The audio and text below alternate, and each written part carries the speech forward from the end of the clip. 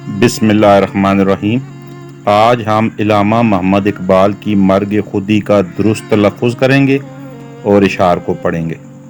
خودی کی موت سے مغرب کا اندروں بے نور، خودی کی موت سے مشرق ہے مبتلائے جذام، خودی کی موت سے روح عرب ہے بے تب و تاب، بدن عراق و عجم کا ہے بے عروق و عظام، خودی کی موت سے ہندی شکستہ بال و پر، قفس ہوا ہے حلال اور آشیانہ حرام، خودی کی موت سے پیر حرم ہوا مجبور کہ بیچ کھائے مسلماں کا جامہ احرام۔